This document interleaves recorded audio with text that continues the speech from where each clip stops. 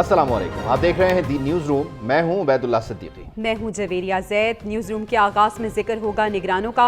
वफाकी निगरान काबीना के अरकान अब से कुछ देर बाद हलफ उठाने जा रहे हैं। 18 रुकनी काबीना फाइनल हो चुकी है और ये तकरीब ऐवान सदर में मुनक्किद होगी। सदर मुमलिकत डॉक्टर आरिफ अलवी अरकान से हलफ लेंगे। निगरान वज़ीर आज़म के कुछ अहम फैसले और उनकी जानिब से की जाने वाली मुलाकातें भी आज के न्यूज़ रूम में ज़ेर बहस आएंगी। साथ ही साथ सिंध के निगरान वज़ीर आला जस्टिस रिटायर्ड मकबूल बाकिर बिलाखिर आज हलफ उठाने जा रहे हैं, लेकिन निगरान वज़ीर आला बलूचिस्तान उनका फैसला अभी तक नहीं हुआ और मामला पार्लिमानी कमेटी के पास है, जिसका पहला इजलास भी आज मुतवक्के है। तो देखेंगे कि ऊंट किस करवट बैठता है। यकीनी तौर पर एक और अहम नोयत का मामला है और वो ये कि इंतखाबात कब होंगे। इलेक्शन कमीशन ने हल्का बंदियों के हवाले से मजीद मुशावरत का फैसला कर लिया है।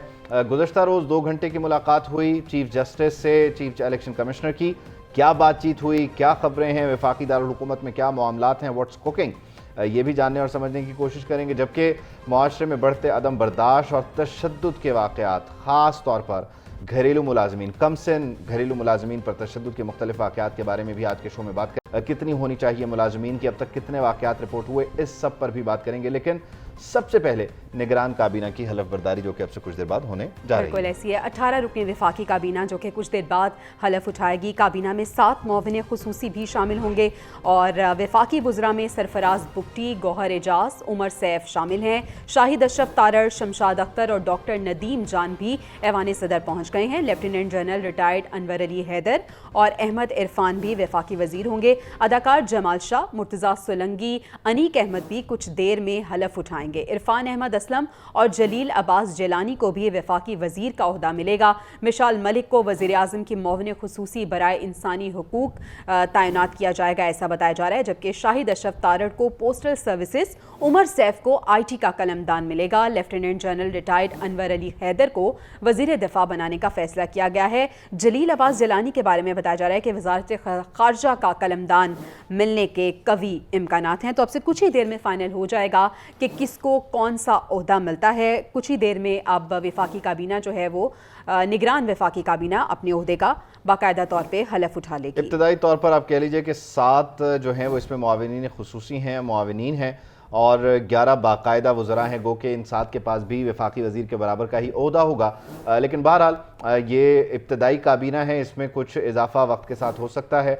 मुर्तज़ा सोलंगी साहब इसका हिस्सा हैं, जबकि इसके अलावा जमाल शाह भी बताया जा रहा है कि इस काबीना में हैं। Lieutenant general retired Anwar Ali Haider हैं, वज़ीर दिफा के लिए एक तगड़े उम्मीदवार हैं। जबकि जलील अब्बास जिलानी, जिनका नाम पहले दिन से लिया जा रहा है वजारत खारजा के लिए, वो वजारत खारजा का कलमदान संभालेंगे। सरफराज बुगटी से मुतालिक कहा जा रहा है कि वो गालिबन वज़ीर दाखिला होंगे। तो बहरहाल ये अपने ओहदों का हलफ उठाएंगे, उसके बाद नोटिफिकेशन होगा तो पता चलेगा कौन क्या। लेकिन ये देखें किस खूबसूरती से इस मामले को आखिर तक छुपा के रखा गया। बिल्कुल ऐसे ही है और आखिर में अब सरप्राइज जो है वो मिल जाएगा और अब इंतजार की घड़ियां तकरीबन खत्म ही होने वाली हैं। कुछ ही देर में इसका ऐलान हो जाएगा। अभी आपको बताते हैं कि अनवारुल हक काकड़ ने शहबाज शरीफ दौर के वजीर आजम स्टाफ को साथ रखने का फैसला कर लिया है। निगरान वजीर आजम की 4 अफसरान को जो है वो खुसूसी तौर पर जो है ये वफाकी वजीर के बराबर होता मिलेगा और साबिक चेयरमैन NHA शाहिद अशरफ तारड़, ये भी नवाज शरीफ दौर में चेयरमैन NHA रहे हैं, तो इनको भी जो है वो वफाकी वजीर मवासलात और पोस्टल सर्विसेज का जो होता है वो दिए अच्छा जाने सिद्दीक का साजिद, इम्कान है। जलील अब्बास जिलानी तो वफाकी वज़ीर ख़ारजा के तौर पे उनका नाम सामने आ रहा है, लेकिन वज़ीर ख़जाना एक अहम वजारत, तमाम नज़रें उस पर हैं, वो कौन होगा, कुछ सामने आया? शमशाद अख्तर निगरान वजीर खजाना जो है वो होंगी। अच्छा। वकार मसूद का नाम भी लिया जा रहा था, मोहम्मद जुबैर का नाम भी सामने आया था, लेकिन फिर फाइनल जो नाम सामने आया है वो शमशाद अख्तर का ही नाम जो है वो सामने आया है कि वो निगरान वजीर खजाना के तौर पर जो है वो काम करेंगी। एक और जो नाम जो है डॉक्टर नदीम जान का जो है वो भी सामने आया है। उनको कौन सा पोर्टफोलियो दिया जाता है वो भी इसके जब ये हलफ उठा लेंगे तो थोड़ी देर बाद उनके पोर्टफोलियो का बाज़ाब्ता तौर पर जो है वो ऐलान कर दिया जाएगा। जी अच्छा, ये बताएगा कि अब से कुछ ही देर बाद तकरीब हलफ बर्दारी भी हो रही है, तो 18 रुकनी ये काबीना होगी जो कि अभी इनिशियली फाइनल की गई है। कुर्सियां लगाई गई हैं, वो 18 लगाई गई हैं। अच्छा। और उसमें जो नाम लिखे गए हैं नजर आ रहे हैं सब 7 मुआवनिन खुसूसी, क्योंकि मुआवनिन खुसूसी के वाले से बाज़ औक़ात होता है कि वो उनकी तकर्री होती है, वो हलफ नहीं उठाते। हलफ उठाने वालों में जो है वो वज़रा शामिल होते हैं, तो वो वहाँ पे जो लोग नजर आए तो वो 18 कुर्सियां जो है अभी तक लगाई गई हैं। लेकिन जिस तरह मैंने कहा कि ये पहला मरहला में नजर आता है, आज के दिन तक भी जो है वो मुशावरत का सिलसिला जारी रहा। कुछ नाम आज भी जो है सामने आया, जिस तरह अचानक मुर्तज़ा सोलंगी का नाम सामने आ गया, अदाकार जमाल शाह का नाम सामने आ गया। मुर्तज़ा सुरंगी जो है वो इंफॉर्मेशन के मिनिस्टर होंगे इस मामले में। पहले मुख्तलिफ और नामों पर भी गौर किया जा रहा था और इसमें जुगनू मोहसिन का नाम भी था कि किसी खातून को बनाया जाए, उन्होंने इससे माजरत की। तो अभी फिर मुर्तज़ा सुरंगी जो है वो इंटरेस्टिंग चीज़ ये है कि बहुत से ऐसे नाम इसमें शामिल है जो पहले लिस्ट में तो उनका नाम था, लेकिन जब हमारी उनसे बात हुई तो उन्होंने कहा कि हमारे से तो अभी कोई कांटेक्ट नहीं किया गया। तो क्यों इतना सीगाए राज में रखे गए हैं ये नाम और अब एक सरप्राइज देने जा रहे हैं? एरिया असल में अब बात ये है कि कुछ लोगों ने खुद भी इनकार किया जिनसे ना राब्ता किया गया था। लिस्ट में नाम इन्होंने पहले खुद शामिल किए थे, लेकिन जब उनसे राब्ता हुआ तो उन्होंने माजरत की, क्योंकि बहुत से ऐसे लोग थे जो कि शायद वो जो होते उनको ये वजारत पोर्टफोलियो दिए जा रहे थे, वो खुद को उसके लिए मुनासिब नहीं समझते थे। और फिर जो सेटअप बना हुआ है उसमें भी उनकी जो है वो इस हवाले से कुछ तहफ़्फ़ुज़ात थे, इलेक्शन वक्त पर होते हैं नहीं होते, फिर उनका अपना जो एक बैकग्राउंड है वो सारी चीजें। तो उस वजह से कोई वो नाम जो आप बात कर रही हैं बिल्कुल ठीक है कि वो उनसे जब राब्ता किया गया तब उन्होंने कहा तुमसे नहीं हुआ, लेकिन एक लिस्ट बनाई गई थी।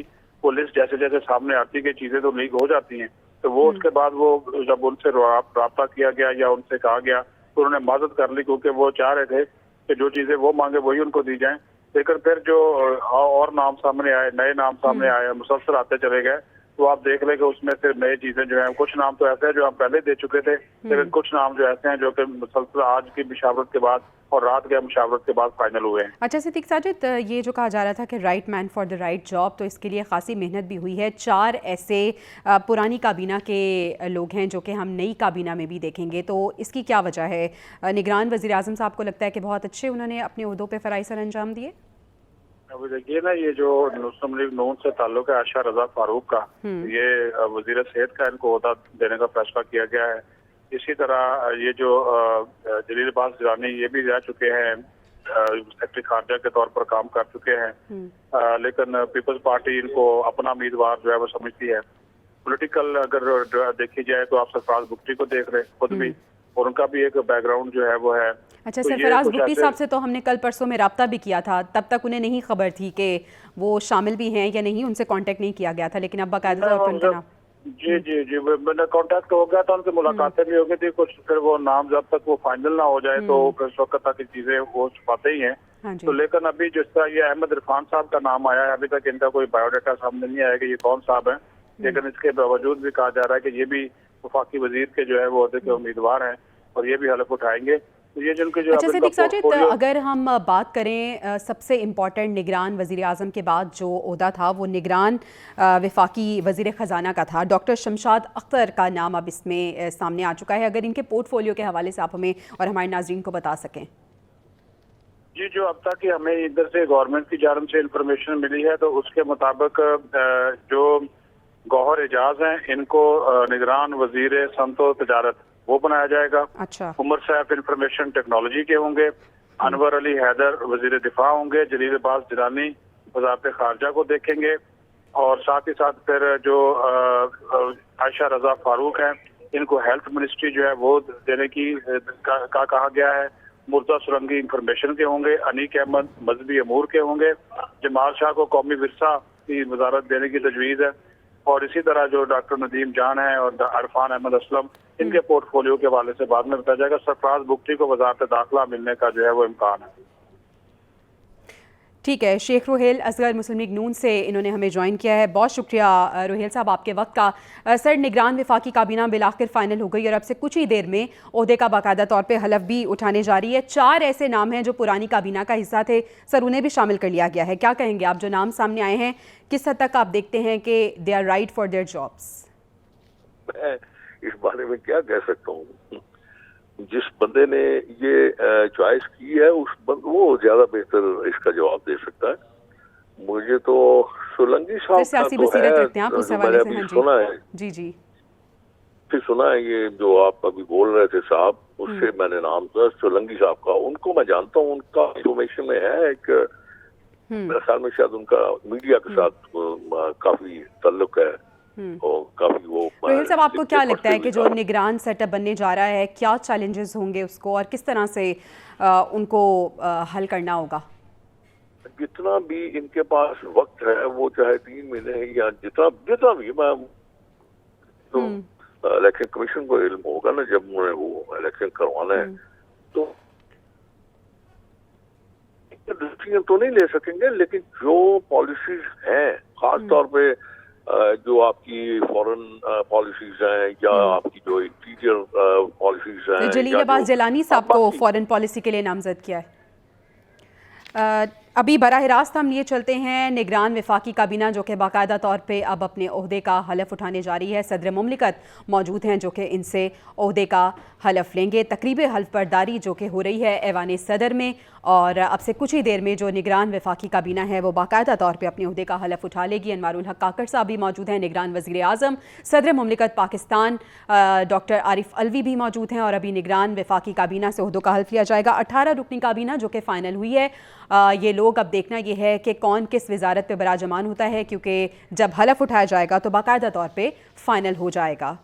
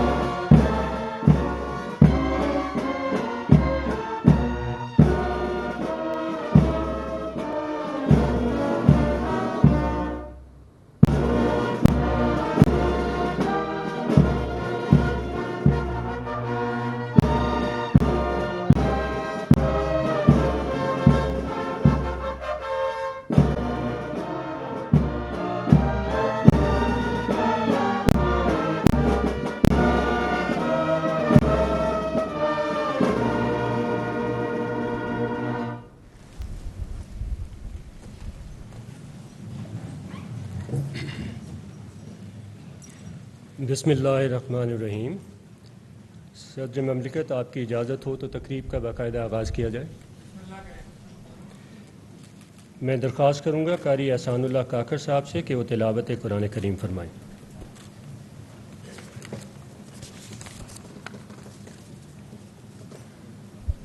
अऊज़ु बिल्लाहि मिनश शैतानिर रजीम। बिस्मिल्लाहिर रहमानिर रहीम।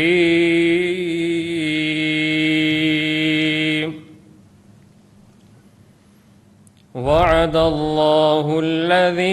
आमनू मिनकुम वअमिलुस्सालिहात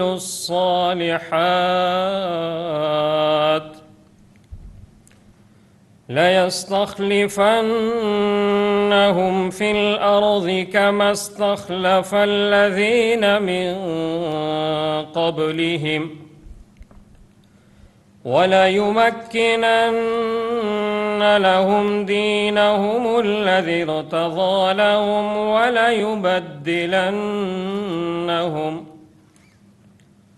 वलयुबद्दिलन्नहुम मिन بعد خوفهم أمنا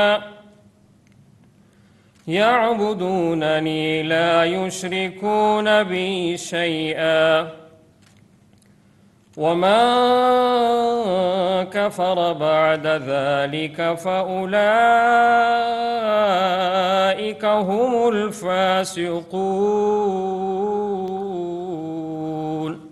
तर्जुमा, तुम में से जो लोग ईमान ले आए हैं और जिन्होंने नेक अमल किए हैं उनसे अल्लाह ने वादा किया है कि वो उन्हें ज़रूर ज़मीन में अपना खलीफा बनाएगा जिस तरह उनसे पहले लोगों को बनाया था, और उनके लिए इस दीन को ज़रूर इक़्तिदार बख्शेगा जिसे उनके लिए पसंद किया है, और उनको जो खौफ लाहक रहा है उसके बदले उन्हें ज़रूर अमन अता करेगा।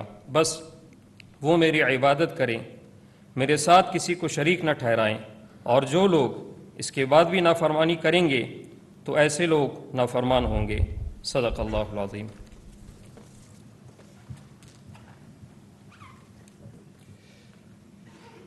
मैं सदर ममलिकत से दरख्वास्त करता हूँ कि वह नामज़द वफाकी वज़रा से उनके ओहदे का हलफ लें।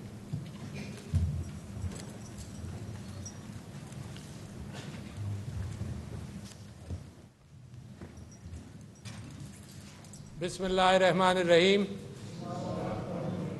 मैं सिद्क़े दिल से हल्फ उठाता हूँ कि मैं खुलूस नीयत से पाकिस्तान का हामी व वफ़ादार रहूँगा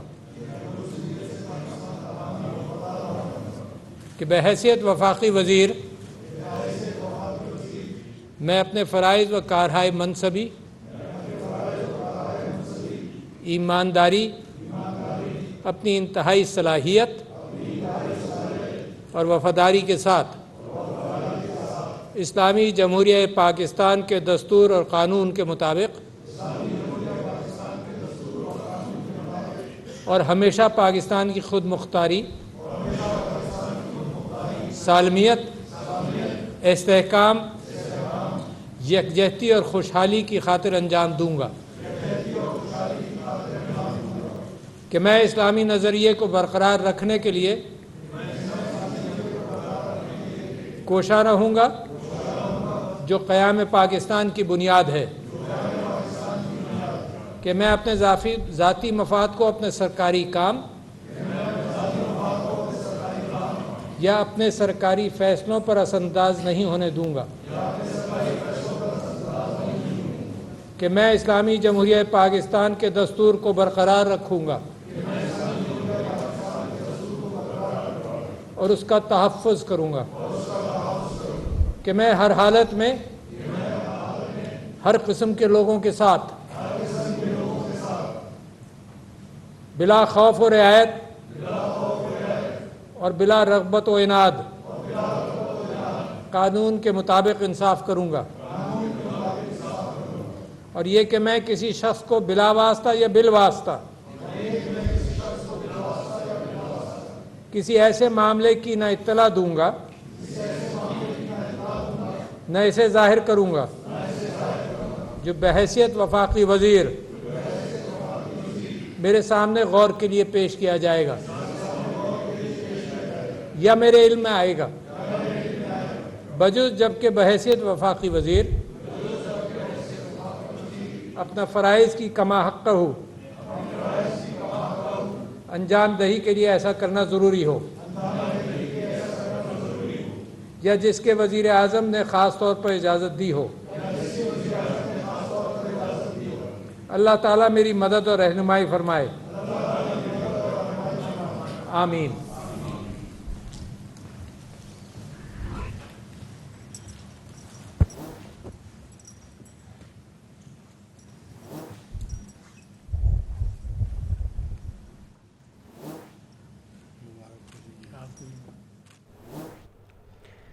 निगरान वफाकी काबीना ने अपने ओहदे का हलफ उठा लिया है। डॉक्टर शमशाद को आप अपनी टेलीविज़न स्क्रीन पर देख रहे हैं। ये 2018 के इंतखाबात से कबल जो निगरान सेटअप था उसमें भी बतौर वज़ीर ख़ज़ाना सर्व कर चुकी हैं, जिसने 5 जून 2018 से 18 अगस्त 2018 तक काम किया और एक मरतबा फिर ये निगरान सेटअप का हिस्सा हैं, जबकि 14वीं गवर्नर के तौर पर भी इन्होंने काम किया। 2006 से 2009 तक स्टेट बैंक ऑफ पाकिस्तान की एक गवर्नर रहीं, एक इकॉनमिस्ट हैं।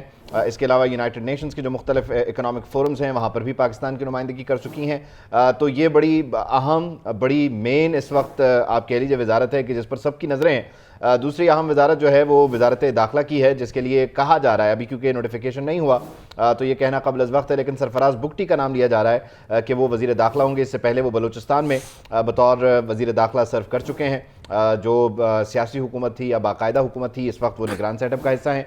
जलील अब्बास जिलानी जो कि सेक्रेटरी खारजा रहे हैं और अमेरिका में पाकिस्तान के सफ़ीर भी रहे हैं, वो भी इस निगरान काबीना का हिस्सा हैं। एक अच्छा उनका प्रोफाइल है और खारजा अमूर पर उनकी खासी एक्सपर्टीज़ हैं, तो उन्हें कहा जा रहा है कि वो वजारत ख़ारजा के तगड़े उम्मीदवार हैं। और फिर उनके मद्दे मुकाबिल इस वक्त जितने लोगों ने हल्फ उठाया कोई है नहीं जो वजारत ख़ारजा को क्लेम करे। फिर वजारत दिफा के लिए एक साबिक़ लेफ्टिनेंट जनरल हैं, रिटायर्ड लेफ्टिनेंट जनरल, उनको फ़ाइनल किया गया है। इसके अलावा गौहर एजाज़ को भी देखा गया। उमर सैफ, जिनका नाम यकीनी तौर पर सभी लोग जानते हैं, ख़ास तौर पर पंजाब में जिन लोगों ने IT रेवोल्यूशन को देखा, एक्सपीरियंस किया, तो शहबाज शरीफ की जो आखिरी हुकूमत थी उसमें काफ़ी जो आप कह लीजिए कि बड़े काम हुए या एवोल्यूशन आया उसमें उमर सैफ का बड़ा किरदार था, तो उमर सैफ भी अब इस वफाकी निगरान काबीना का हिस्सा हैं। दस्तखत हो रहे हैं, ज़ाब्ते की कार्रवाई आगे बढ़ रही है। बिल्कुल ऐसे उबैद, और बड़े सोच विचार के बाद ये चुनाव किया गया है। और जो निगरान वज़ीर आज़म हैं अनवारुल हक काकड़ साहब,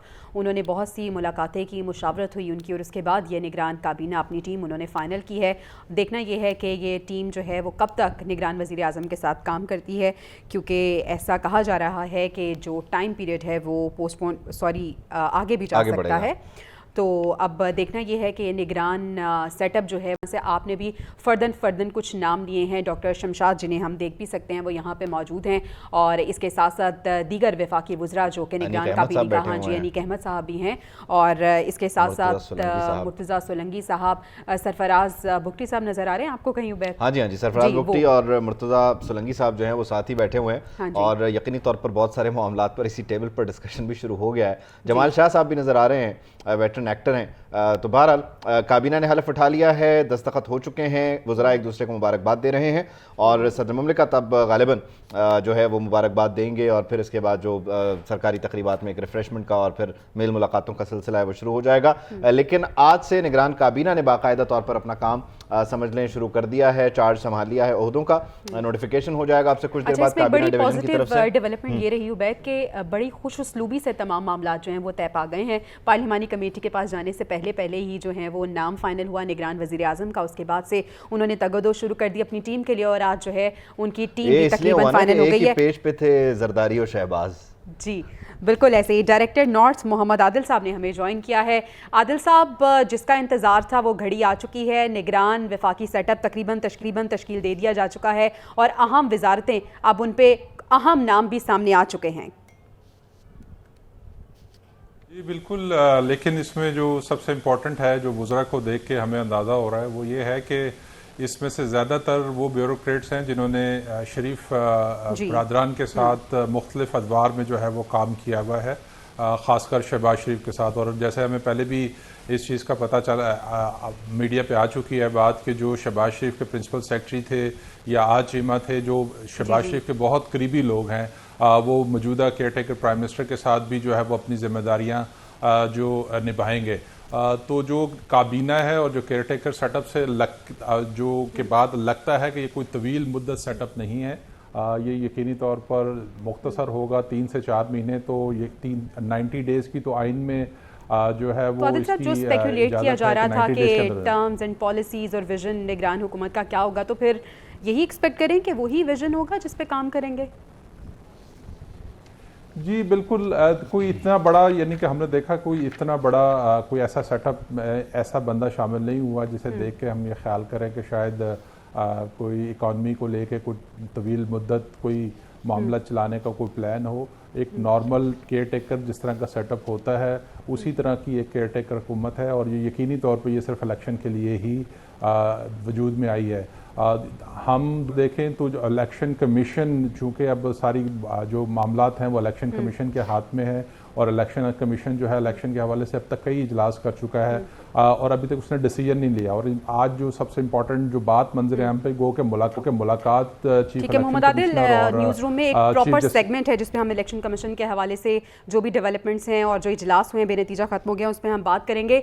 गुलाम मुर्तज़ा साहब ने भी हमें ज्वाइन कर लिया है। गुलाम मुर्तज़ा साहब, निगरान वफाकी काबीना आपसे कुछ देर पहले उन्होंने हलफ उठा लिया है। अहम जो वजारतें थीं, वजारत ख़ारजा और इसके साथ साथ जो वज़ीर ख़जाना था, वज़ीर ख़जाना के लिए डॉक्टर शमशाद अख्तर और वफाकी वज़ीर ख़ारजा के तौर पर जलील अब्बास चेलानी के नाम सामने आ चुके हैं। जी बिल्कुल, जलील अब्बास जिलानी जो हैं वो वज़ीर ख़ारजा होंगे, जबकि वज़ीर दाखिला सरफराज बुगटी होंगे। इससे पहले वो कोयटा में सूबाई हुकूमत के भी वज़ीर दाखिला रह चुके हैं। इसके साथ साथ जो डॉक्टर शमशाद अख्तर हैं वो गवर्नर स्टेट बैंक भी रह चुकी हैं, अच्छा खासा उनका तजर्बा है। लेकिन ये तादाद जो है वो काफ़ी ज़्यादा है। हम ये देख रहे थे कि शायद 10 से 12 वज़रा होंगे, लेकिन वज़रा की तादाद काफ़ी ज़्यादा है, जिसमें नॉर्मल परफॉर्मेंस के जो शोबे हैं वहाँ पे भी निगरान वज़ीर जो हैं वो तैनात किए गए हैं। उसके साथ साथ मावनीन ख़ुसूसी भी लगाए जाएंगे। लग रहा है कि शायद ये सिस्टम जो है अब थोड़ा ज़्यादा चलने की टाइम ज़्यादा इसको वो लेगा, क्योंकि अगर कोई मुख्तसर सा काम होता और ये लग रहा होता कि महीने 2 महीने के अंदर इलेक्शन होने हैं, तो पॉसिबिलिटी थी कि ये 5-10 लोग ही जो थे वो यहाँ पे लिए जाते काबीना में। लेकिन इस वक्त काबीना की तादाद जो है वो तकरीबन 20 से ज़्यादा बन रही है और आने वाले दिनों में काले और भी। अच्छा गुलाम मुर्तज़ा, आपको लग रहा है कि मुद्दत जो है वो तवील हो सकती है, लेकिन आदिल साहब आपकी जो बसीरत है वो ये कह रही है कि ज़्यादा देर तक ये सेटअप नहीं चलेगा। नहीं, वो ये देखें ना, मैं तो सिर्फ इस बुनियाद पे कह रहा हूँ कि जो नाम हमने अब देखा है कि जिन्होंने ओथ लिया, जिन मिनिस्टर्स ने, उनकी एक्सपर्टीज़ बहुत कोई ऐसी एक्सपर्टीज़ नहीं है जिनके बुनियाद पर मुल्क को बहुत देर तक जो है वो जो आइन और उससे दूर रखा जा सके। तो बड़ा एक नॉर्मल सा केयर टेकर सेटअप है जिसकी मुद्दत मेरे हिसाब से ज़्यादा नहीं होगी, और वो हमें आने वाले कुछ दिनों में कुछ ऐसे फैसले होते हुए नज़र आ रहे हैं जिसकी बुनियाद पर कहा जा सकता है कि ये इलेक्शन बहुत ज़्यादा दूर नहीं जा सकेंगे, जल्दी हो जाएंगे। अब मुर्तज़ा साहब चूँकि फील्ड में हैं, उनकी अपनी एक सोर्स के हवाले से बहुत सारी चीज़ें हैं, इससे पहले यही क्या असर आई थी। लेकिन मैं तो सिर्फ जो निगरान सेटअप में जो वज़रा आए हैं, मैं तो उनकी एक्सपर्टीज़ को सामने रखते हुए अपनी एक आरा दे रहा हूँ। यकीनी तौर पे ये तो आने वाले दिनों में जो ठीक है, आने वाले दिनों में ही क्लियर हो जाएगा। गुलाम मुर्तज़ा साहब, एक जानिब तो ये कहा जा रहा था कि आज वफाकी काबीना हल्फबर्दारी की तकरीब भी हो गई, कुछ अहम मुलाकातें भी हुई हैं वज़ीर आज़म, निगरान वज़ीर आज़म साहब की। उन मुलाकातों के हवाले से बताएगा, खासे एक्टिव और मसरूफ़ नज़र आ रहे हैं निगरान वज़ीर आज़म। जी बिल्कुल, निगरान वज़ीर आज़म जो हैं वो काफ़ी मसरूफ़ हैं। कुछ मुलाकातें जिनकी आप बात कर रही हैं, मुलाकातें उनकी रोज़ाना हो रही हैं। सुबह बलूचिस्तान से काफ़ी लोग आ रहे हैं मिलने के लिए, पिंडी से भी कुछ मुलाकातें उनकी हुई हैं, और उसके साथ साथ जो इंतज़ामी लोग हैं उनके साथ भी मुलाकातें हो रही हैं। पॉलिटिकल जो मुलाकातें हैं वो भी उनके साथ हो रही हैं। असल जो बुनियादी एक नुक्ता है साफ शफाफ इंतखाबात का, उसके ऊपर अभी तक जो सूरत हाल है, कोई वाज़ेह बयान निगरान वज़ीर आज़म का इस हवाले से नहीं आ सका कि वो जितनी मुद्दत आइन में मुअय्यन है उस मुद्दत के बराबर वो इलेक्शन करवा देंगे और लेवल प्लेइंग फील्ड होगा तमाम सियासी जमातों के लिए। इसके हवाले से निगरान वज़ीर आज़म जो है उनका ना अभी तक कोई बयान आया है, ना अभी तक किसी मुलाकात में जो प्रेस टेकआउट भेजा जाता है उसमें इस हवाले से है। तो जो आज हल्का बंदियों के हवाले से डेवलपमेंट्स इस्लामाबाद में हुई हैं, गुज़िश्ता रोज़ भी हुई थी, आज बातें हुई और आज इजलास भी हुआ इलेक्शन कमीशन का, चीफ इलेक्शन कमिश्नर की ज़ेर सदारत। बुनियादी तौर पे ये डिसाइड करेगा मुल्क की फ़ेट और मुल्क के साफ शफाफ इंतखाबात, गैर जानबदाराना इंतखाबात की फ़ेट जो है उसकी किस्मत का फ़ैसला इलेक्शन कमीशन ऑफ पाकिस्तान और सुप्रीम कोर्ट के माबैन होगा। बिल्कुल ऐसे ही है। अच्छा, ये भी बताइएगा गुलाम मुर्तज़ा कि पुरानी काबीना के लोग भी शामिल हो गए हैं नए सेटअप में, तो इससे हम क्या लगाएं कि पॉलिसी कॉन्टिन्यूशन का शाखसाना तो नहीं लग रहा है? ये आपको कोई नई चीज़ एक्सपेक्ट करें? जी, पॉलिसी तो डेफिनेटली मैं आपको ये बताऊं कि जो कुछ कानून साजियाँ कुछ हुई थी उनमें निगरान वज़ीर आज़म और निगरान कैबिनेट के लिए जो तजवीज़ की गई थी, चीज़ें जो कानून में शामिल की गई थी, उनमें कुछ इख्तियारात माली हवालों से उनको दिए गए थे कि वो बैनुल अक़वामी मुआहदे कर सकते हैं, बातचीत करते रहेंगे। जो हमें अब आने वाले चैलेंजेस हैं उसमें FATF की है और IMF है और वर्ल्ड बैंक है, एशियन डेवलपमेंट बैंक है। उसके लिए बड़े माकूल लोग हैं जलील अब्बास जिलानी साहब और उनके साथ मोहतरमा डॉक्टर जो हैं हमारी स्टेट बैंक ऑफ पाकिस्तान की शमशाद अख्तर, वो दोनों इस चीज़ को लेके आगे चलेंगे। तो इस हवाले से इनके बहुत अच्छा पोर्टफोलियो इनका है। वज़ारत दाखिला के लिए काफ़ी लोग उम्मीदवार थे, लेकिन सरफराज बुगटी के नाम जो है वो पूरा निकला है और वो इस हवाले से बड़ी तजर्बा भी रखते हैं, तो उनको वज़ारत दाखिला वो देख लेंगे चीज़ों को। तो इसमें जो कुछ थोड़ी सी कंटिन्यूएशन आपको नज़र आ रही है। कुछ लोग ताबिश गौहर हैं, वो पिछली जो हुकूमत थी तहरीक इंसाफ की, उसका भी हिस्सा रहे हैं और उससे पहले मुशर्रफ दौर में भी कुछ थोड़ा सा इनके पास एडवाइज़र का ओहदा रहा है, तो अभी दोबारा उनको शामिल किया गया है। ठीक है मोहम्मद आदिल, आपकी जानिब आऊंगी। जब निगरान वज़ीर आज़म का चुनाव होना था तो एक चीज़ जो बहुत ज़्यादा हमने सुनी वो थी गैर जानिबदारी के निगरान वज़ीर आज़म जो है उसे गैर जानिबदार होना चाहिए। लेकिन अब जो निगरान सेटअप बना है इसमें मुस्लिम लीग नून के लोगों की शमूलियत, तो सर क्या आप देखते हैं कि गैर जानिबदारी पे कुछ सवाल नहीं उठते?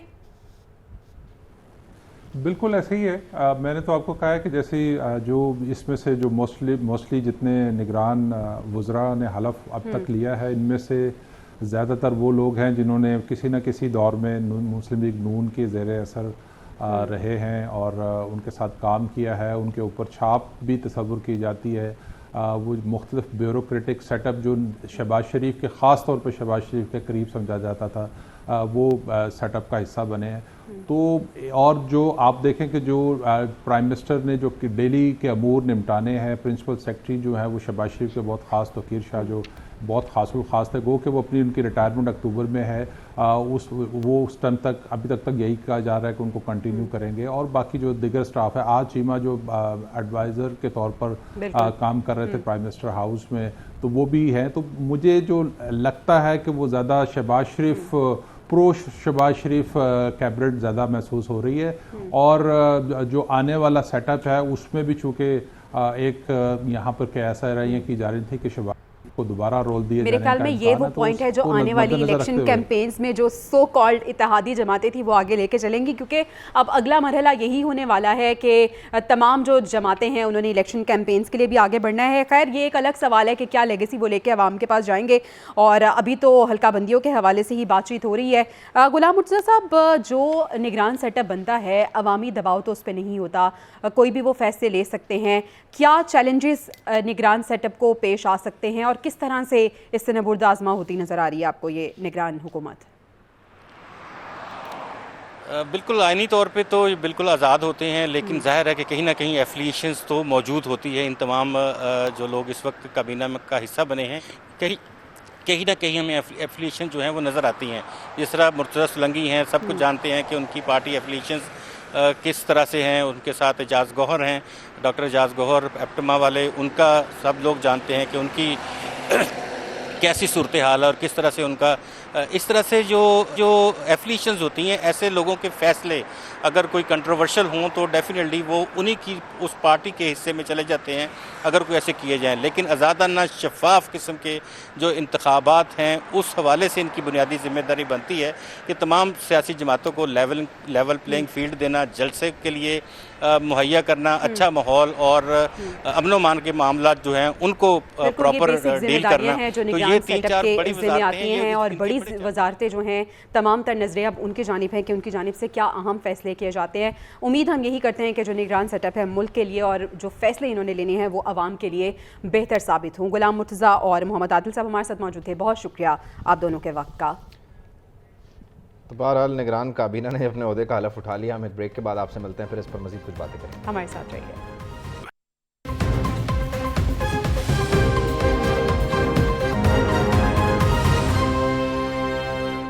Welcome back to the news room. और निगरान सेटअप ने जो है वो अपने ओहदे का हलफ उठा लिया है। काबीना कल से ऑफिस भी संभाल लेगी, लेकिन जो मुल्की मईशत है वो संभलने का नाम नहीं ले रही है। इसमें रोज़ाना की बुनियाद पर फ्लक्चुएशन है। आज के दिन की अगर बात करें तो पाकिस्तान स्टॉक एक्सचेंज में 179 पॉइंट्स का इजाफा हुआ। यूँ मार्केट जो है वो 48,325 पॉइंट्स पर बंद हुई है। मजमूई तौर पर 321 कंपनीज़ के शेयर्स में कारोबार हुआ। 154 कंपनीज़ के शेयर्स की कीमतों में इजाफा, जबकि 144 के शेयर्स में कमी देखने में आई। दूसरी जानिब अगर इंटरबैंक में डॉलर की बात करें तो 1 पैसे सस्ता हुआ और 294.93 से कम होकर 294.94 पे बंद हुआ है। इस तरह से 50 पैसे सस्ता हुआ है डॉलर और 301 रुपये पर बंद हुआ है। तो ये थी तमाम तर जो मौशी सूरत हाल है और डॉलर का जो उतार चढ़ाव है उसके हवाले से हम आपको बता रहे थे। लेकिन अगली खबर ये है कि साइफर गुमशुदगी पर चेयरमैन PTI के खिलाफ दर्ज मुकदमात में अब एक नई पेशरफ्त भी सामने आ चुकी है। वो पेशरफ्त उबैद क्या है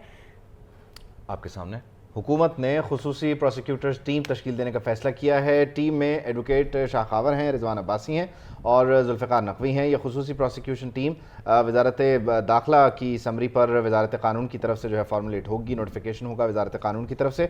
FIA की जानिब से खुसूसी प्रोसिक्यूटर्स टीम की सिफारिश की गई थी। बहरहाल हसास नोयत का मामला है, साइफर है कहाँ, किसने लिया, कहाँ गुम हो गया वगैरह वगैरह, ये वो सवाल हैं जो ये टीम जो है फाइंड आउट करेगी और इसके लिए ताकि ये गैर जानिबदार शफाफ मामला हो, एक JIT बनाई जा रही है ताकि कल को इस पर कोई सवाल ना उठाए। बहरहाल coming back to square one, निगरान सेटअप, पहले हमने वफाक की बात की, अब जरा सिंध की बात कर लेते हैं। सिंध का जो निगरान सेटअप है फाइनल हो चुका है, लेकिन निगरान वज़ीर आला जो है वो अपने ओहदे का हलफ कब उठाएंगे ये वो सवाल है कि पता नहीं चल रहा। तीसरा दिन है आज, उनका इंतज़ार किया जा रहा है कि वो अपने ओहदे का हलफ उठाएं। पहले 2 बार तकरीब हलफ बर्दारी मुलतवी हुई है, आज बताया जा रहा है अलबत्ता कि तकरीब हलफ बर्दारी होने जा रही है। गवर्नर सिंध कामरान टिसोरी निगरान वज़ीर आला जस्टिस रिटायर्ड मकबूल बाकर से ओहदे का हलफ लेंगे।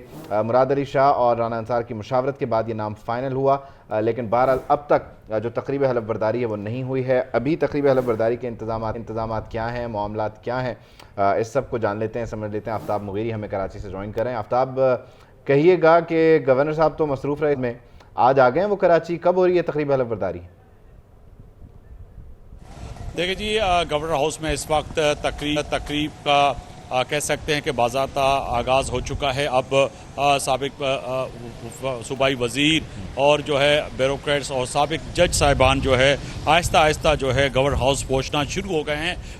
आज शाम को 6 बजे का टाइम दिया गया था गवर्नर हाउस में हलफ बर्दारी का, कि आज जो है जो जस्टिस रिटायर मकबूल बाकर साहब निगरान वज़ीर आला का जो है हलफ लेंगे। मगर इस वक्त गवर्नर हाउस पर जो है मेहमानों का जो है आने का सिलसिला शुरू हो चुका है और तवील एक लाइन लगी हुई है जिसमें तमाम वो जो कौंसल जनरल कराची में मौजूद हैं तमाम ममालिक के, उनका भी जो है आने का सिलसिला जारी है। इसके साथ साथ साबिक जो है जो जस्टिस रिटायर मकबूल बाकर के जज साहिबान दोस्त हैं उनको भी आज बदू किया गया है और इसके साथ साथ जो है साबिक सूबाई वज़ीर जो हैं उनका भी जो है आहिस्ता आहिस्ता अब जो है आमद होना शुरू हो चुकी है। मैं देखने वालों को बताता चलूँ कि जस्टिस रिटायर मकबूल बाकर जो है 8वें जो है निगरान वज़ीर आला सिंध हो गए। अगर बात करें तो 36वें वज़ीर आला की हैसियत से वो आज जो है वज़ीर आला सिंध का हलफ लेंगे और हलफ बर्दारी की तकरीब जो है उसकी तैयारी मुकम्मल हो चुकी है। ये सारा कुछ डेफिनेटली आप बता रहे हैं। आफ्ताब, ज़रा मुझे ये बताएं कि 3 दिन हलफ उठाने में लग गए, तो इन 3 दिनों में क्या वो जो एक काम था काबीना का, दीगर मामलात का, वो चैनलाइज हो गया, तय हुआ कौन कौन होगा काबीना में, या अभी तक सिर्फ ठंड प्रोग्राम था? देखें, आपने वजह फरमाया अभी तक ठंड प्रोग्राम तो नहीं है, मगर ठंड प्रोग्राम को अब गर्म होता हुआ हम देख रहे हैं कराची के अंदर और बिलखुसूस सूबा सिंध के अंदर जो है अब ये जो है इसमें ज़्यादा जो है तेज़ी आ गई है, क्योंकि इंतज़ार था कि वज़ीर आला हलफ उठा लें उसके बाद काबीना का, मगर कोई 1 दर्जन से ज़्यादा नाम जो हैं गर्दिश कर रहे हैं। हर बंदा कह रहा है कि इसको जो है वजारत मिलने वाली है, मगर तय है कि GDA, पाकिस्तान पीपल्स पार्टी, मुत्तहदा कौम पाकिस्तान मिलकर जो है निगरान जो है सूबाई वज़ीर होंगे। उनकी जो लिस्ट है, जो नाम है, वो फाइनल होंगे। उसके बाद जो है उस पे नामों के हतमी आप ये बता रहे हैं कि ये एक सियासी काबीना होगी, सियासी लोग होंगे इस काबीना में क्या, या इनके तजवीज़ करदा कोई टेक्नोक्रेट्स, ब्यूरोक्रेट्स होंगे?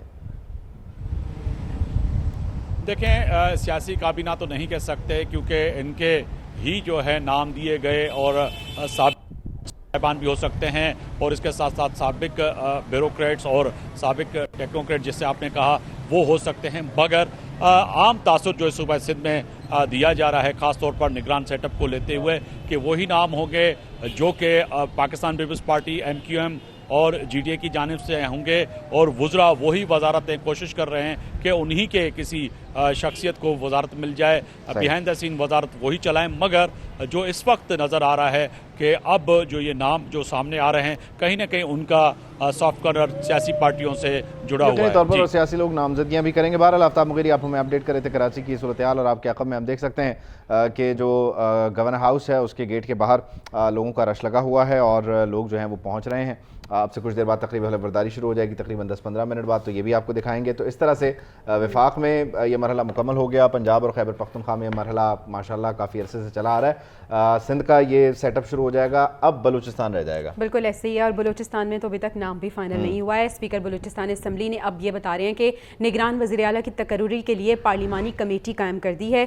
जिस तरह से हम आपको 1-2 दिन से अपडेट कर रहे हैं कि पार्लिमानी कमेटी अब इसका फैसला करेगी। अब स्पीकर बलूचिस्तान असम्बली जान मोहम्मद जमाली पार्लिमानी कमेटी के सरबराह होंगे। पार्लिमानी कमेटी में वज़ीर आला और अपोजिशन की जानिब से तजवीज़ करदा नाम शामिल होंगे। दूसरी जानिब वज़ीर आला बलूचिस्तान मीर अब्दुल कद्दूस बजिंजो की जानिब से पार्लिमानी कमेटी को निगरान वज़ीर आला की नामजदगी के लिए कुछ नाम भी इरसाल कर दिए गए हैं। वज़ीर आला ने अली हसन ज़ाहरी और नसीर अहमद के नाम निगरान वज़ीर आला बलूचिस्तान के लिए दिए हैं। तो इनकी जानिब से तो 2 नाम आ गए हैं, अब अपोजिशन की जानिब से 2 नाम आएंगे और उसके बाद उनमें से एक नाम फाइनल होगा। अब देखना यह है कि नाम फाइनल पार्लिमानी कमेटी करती है, यह मामला जो है वो इलेक्शन कमीशन के पास जाता है और उसके बाद हमें निगरान वज़ीर आला बलूचिस्तान जो है उसका नाम देखने को मिलता है। यकीनी तौर पर ये जो आप मनाज़र देख रहे हैं ये गवर्नर हाउस कराची भी आ गया था बीच में, तो चलें कराची में आपसे कुछ देर बाद तकरीब होगी, वो भी आपको दिखा देंगे, लेकिन हम प्रैक्टिकली जो बलूचिस्तान की सूरत हाल है उस पर बात कर रहे थे। तो बहरहाल ये मामला जो है आज शायद इस पर इनिशिएटिव ले लिया जाए, पहली मुलाकात हो जाए, लेकिन इस सियासी हंगामे में बहुत सारी ऐसी खबरें हैं जो दिल को मगमूम करती हैं, बोझल करती हैं, और इन्हीं में से खबर है खैरपुर के नवाही इलाके रानीपुर में मुबैना इससे पहले कि आप इस वाक़े के बारे में बताएं तो हम अपने नाज़रीन से भी बात करेंगे। आज सुबह से ही दिल बड़ा परेशान है जब से हम इस वाक़े को रिपोर्ट कर रहे हैं और फिर हमने डिसाइड किया है। सुबह से हम न्यूज़ रूम के लिए जब डिसाइड कर रहे थे न्यूज़, तो उसमें हम बड़े ज़्यादा परेशान थे और जो माशरे में अदम बर्दाश्त फैल रहा है और स्पेशली बच्चों को लेके ये लम्हा फ़िक्रिया है। मेरे खबर क्या है वो बताएं। खबर आप बताएं नाज़रीन को। नाज़रीन को तो वैसे पता है, अब इसका फॉलोअप हम ये दे देते हैं कि मुबैना तशद्दुद से 10 साला मासूम बच्ची जिसकी मौत का अफसोसनाक वाक़या पेश आया था, यह मामला दबाने के लिए पोस्टमार्टम के बगैर ही बच्ची को सुपुर्द खाक कर दिया गया, लेकिन मरकज़ी मुलजिम असद शाह को 4 रोज़ा जिस्मानी रिमांड पर पुलिस के हवाले कर दिया गया है और केस में लापरवाही बरतने पर मुअत्तल SHO को भी गिरफ्तार कर लिया गया है। बच्ची की मौत से मुतल्लिक गलत बयानी पर निजी अस्पताल का डॉक्टर भी पकड़ लिया गया है और मौत की वजूहात जानने के लिए कब्र कुशाई का फैसला किया गया है। दूसरी जानिब मरकजी मुलजिम असद शाह की अहलिया ने सिंध हाईकोर्ट से हिफाजती ज़मानत हासिल कर ली है और हर एक केस की तरह जैसे कि आपको रिजवाना का केस मालूम होगा, उसमें भी जो खातून थी सोमिया, उन्होंने फौरी तौर पर अदालत से रुजू किया, यह उनका हक है, लेकिन बहरहाल ऐसे केसेस में पहले जो है वो गफलत ये बरती जाती है कि जो पुलिस है उसकी इन्वेस्टिगेशन लेट शुरू होती है और इस सारे मामले में जो मुलजिम होता है वो ज़मानत हासिल कर लेता है। इस केस में भी ऐसा हुआ। हम रिजवाना की बात करें तो ज़रा उसकी भी जो खैर खबर है वो आपके साथ शेयर करते हैं। इस्लामाबाद में सिविल जज की अहलिया की जानिब से इस बच्ची पर तशद्दुद किया गया था। तहकीकात इस केस की जारी हैं और जो मामलात हैं वो ये हैं कि मरकज़ी मुलजिमा के शौहर सिविल जज आसिम हफीज़ को SD बना दिया गया है और इस हवाले से लाहौर हाई कोर्ट के रजिस्ट्रार ने बाकायदा तौर पर नोटिफिकेशन भी जारी किया है। DIG ऑपरेशंस आज chief justice Lahore high court से मुलाकात भी करेंगे और सिविल जज आसिम हफीज़ को शामिल तफ्तीश करने की दोबारा इस्तदा करेंगे, क्योंकि इसके लिए जो मुताल्लिका हाई कोर्ट है उसके चीफ जस्टिस का जो आप कह लीजिए परमिशन लेटर चाहिए, परमिशन चाहिए, उसके बाद जो सिविल जज हैं उन्हें शामिल तफ्तीश किया जा सकता है, उससे पहले नहीं किया जा सकता, उन्हें ये इस्तेहकाक हासिल है। लेकिन बहरहाल इस सिलसिले में पुलिस हुकाम जो हैं वो बड़े पुरज़्म हैं कि आज chief justice Lahore high court से मिलेंगे और इस मामले का कोई ना कोई क्लोजर मिलेगा उन्हें।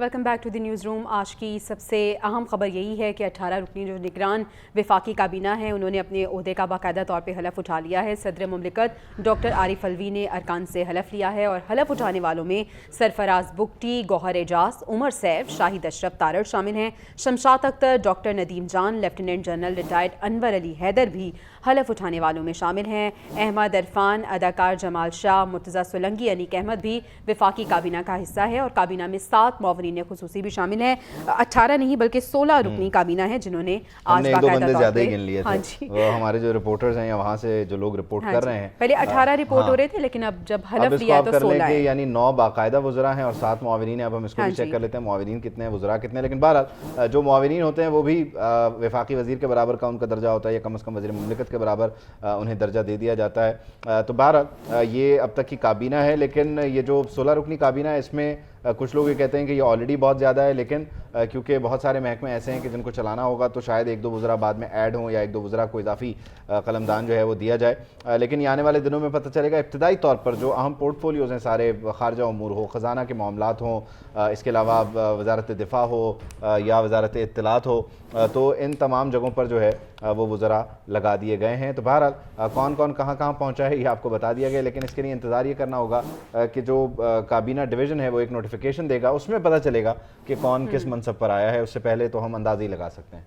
बिल्कुल ऐसा ही है। अभी Shamshad Akhtar, doctor Nadeem Jan, lieutenant general retired Anwar Ali Haider हलफ उठाने वालों में शामिल हैं। जो अहम वजारतें हैं जैसे कि वजारत दाखिला और इसके साथ साथ वजारत ख़जाना, इनका सबको इंतजार था कि कौन इस पर बराजमान होगा। सबसे इम्पोर्टेंट वजारत इत्तलात भी कि फेस क्या होगा इसका, मतलब वो किस तरह से वो मुर्तज़ा सोलंकी साहब के पास जा रही है, बिल्कुल तो आप अंदाजा लगा लें क्या होगा उस दर भी माशाल्लाह। बहरहाल तो right man for the right job का नारा था और इसके लिए कंटिन्यूएशन भी है। यानी जो साबका वज़ीर आज़म थे शहबाज शरीफ साहब, उनके दौर का जो स्टाफ है वो अनवारुल हक काकड़ साहब भी कंटिन्यू कर रहे हैं।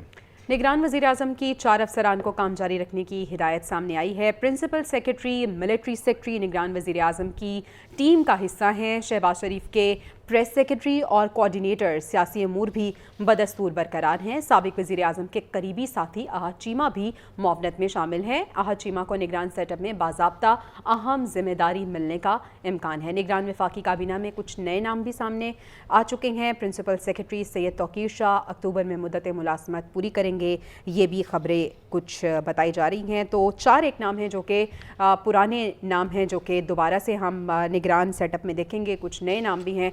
आज 16 रुकनी काबीना है जिसने बाकायदा तौर पे हलफ उठा लिया है। यकीनी तौर पर ये जो पुराने लोग हैं इनका साथ चलना बड़ा ज़रूरी है क्योंकि वो यूज़ टू हैं सारे मामलात को लेकर, और इसमें जो पुराना स्टाफ है वो बड़ा हेल्पफुल भी रहेगा निगरान वज़ीर आज़म के लिए। बहरहाल ये जो हुकूमत है निगरान सेटअप, इसको लेकर चीन का रद्द-ए-अमल आ चुका है, अमरीकी महकमा खारजा का रद्द-ए-अमल आ गया। अब अमरीकी वज़ीर खारजा एंथनी ब्लिंकन जो है उन्होंने अनवारुल हक काकड़ को पाकिस्तान का निगरान वज़ीर आज़म बनने पर मुबारकबाद दी।